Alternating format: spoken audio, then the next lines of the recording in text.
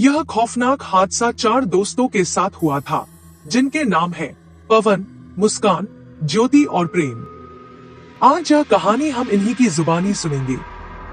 समय को ज्यादा न लेते हुए चलिए कहानी शुरू करते हैं। लेकिन उससे पहले अगर आप इस चैनल पर नए हैं तो इसे सब्सक्राइब जरूर करें और बेल आइकन को भी दबा दें ताकि ऐसी ही रोमांचक कहानियां आपको सबसे पहले सुनने को मिले। तो आइए शुरू करते हैं। शापित हवेली का रहस्य। रात के गहराते साये और पहाड़ों के बीच सन्नाटा पसरा था। पवन, जो स्वभाव से थोड़ा निडर और रोमांच का शौकीन था, अपनी पुरानी जीप चला रहा था। उसके बगल में मुस्कान बैठी थी, जो मोबाइल में सिग्नल ढूंढने की कोशिश कर रही थी। पीछे की सीट पर प्रेम और ज्योति बैठे थे। प्रेम इस पूरी ट्रिप को लेकर थोड़ा आशंकित था, जबकि ज्योति अपनी डायरी में कुछ लिख रही थी। पवन, मुझे नहीं लगता कि हम सही रास्ते पर हैं। मैप काम नहीं कर रहा, मुस्कान ने चिंता जताते हुए कहा। अरे डरो मत, एडवेंचर का असली मजा ही भटकने में है, पवन ने हंसते हुए जवाब दिया। तभी अचानक सड़क के बीचों बीच एक काली बिल्ली रास्ता काट गई। पवन ने झटके से ब्रेक मारा। सामने एक पुरानी जर्जर हवेली खड़ी थी। वह हवेली खंडहर हो चुकी थी, लेकिन उसका ढांचा अभी भी डरावना और विशाल था। ज्योति ने खिड़की से बाहर झांकते हुए कहा, पवन, यहाँ कुछ ठीक नहीं लग रहा। हवा में भारीपन है। मजबूरी यह थी कि जीप पंचर हो चुका था और बाहर मूसलाधार बारिश शुरू हो गई थी। चारों ने फैसला किया कि रात बिताने के लिए उस हवेली के अलावा और कोई चारा नहीं है। जैसे ही उन्होंने भारी लकड़ी का दरवाजा खोला, वह एक डरावनी चरमराहट के साथ खुला। अंदर का नजारा रोंगटे खड़े कर देने वाला था। दीवारें सीलन भरी थी और छत से मकड़ी के जाले लटक रहे थे। हॉल के बीचों बीच एक विशाल झूमर धूल से ढका हुआ था।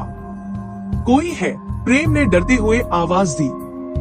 उसकी आवाज हवेली के कोनों में गूंज उठी। अचानक ऊपर वाली मंजिल से किसी के चलने की आहट सुनाई दी। धप धप धप। शायद कोई जानवर होगा, मुस्कान ने खुद को दिलासा देते हुए कहा। लेकिन तभी ज्योति की नजर एक पुराने आदमकद आईने पर पड़ी।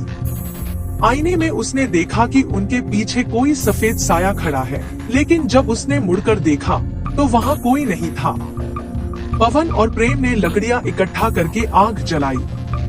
चारों आग के पास बैठ गए, लेकिन शांति ज्यादा देर नहीं टिकी। अचानक हवेली का मुख्य दरवाजा अपने आप जोर से बंद हो गया। प्रेम ने उसे खोलने की कोशिश की, लेकिन वह जैसे पत्थर का बन चुका था। तभी मुस्कान जोर से चिल्लाई। उसने देखा कि दीवार पर लगी एक पुरानी पेंटिंग की आंखों से खून बह रहा था। अचानक ज्योति को महसूस हुआ कि कोई उसके कान के पास फुसफुसा रहा है, तुम यहाँ से कभी नहीं जा पाओगे। हॉल की बत्तियां, जो वहाँ थी ही नहीं, जलने बुझने लगी। ठंडी हवा का एक झोंका आया और आग बुझ गई। अंधेरा इतना घना था कि उन्हें एक दूसरे का हाथ भी नहीं दिख रहा था। पवन, प्रेम, तुम कहाँ हो? ज्योति चीखी। उसे जवाब में सिर्फ एक डरावनी हंसी सुनाई दी, जो चारों तरफ से आ रही थी। अचानक एक अदृश्य शक्ति ने प्रेम को हवा में उठा लिया और उसे अंधेरे गलियारे की ओर खींचने लगी। पवन और मुस्कान उसे बचाने के लिए पीछे भागे। वे एक पुराने कमरे में पहुंचे जहां दीवारों पर अजीबोगरीब तांत्रिक निशान बने थे। वहां उन्होंने देखा कि प्रेम एक कुर्सी से बंधा हुआ है और उसके सामने एक साया खड़ा है, एक ऐसी रूह जिसकी आंखें अंगारों की तरह जल रही थी। वह उस हवेली के पुराने मालिक की रूह थी, जो इंसानी बलि मांग रही थी। ज्योति ने अपनी डायरी निकाली। उसे याद आया कि उसके दादाजी एक तांत्रिक विद्वान थे और उन्होंने उसे एक रक्षा मंत्र बताया था।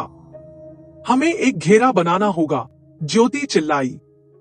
उन चारों ने एक दूसरे का हाथ पकड़ा और ज्योति ने जोर जोर से मंत्र पढ़ना शुरू किया। रूह चिल्लाने लगी।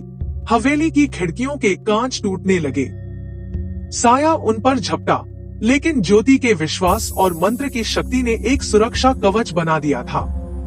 जैसे ही ज्योति ने मंत्र का आखिरी शब्द बोला, एक तेज सफेद रोशनी हुई और वह रूह चीखती हुई गायब हो गई।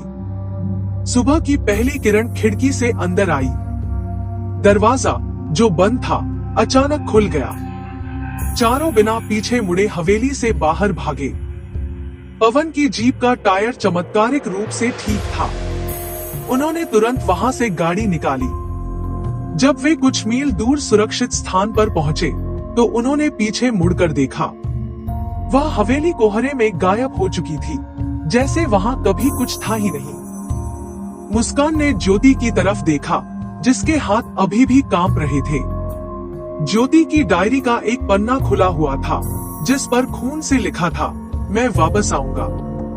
वे बच तो गए थे, लेकिन उस रात का खौफ उनकी रूह में हमेशा के लिए बस गया था।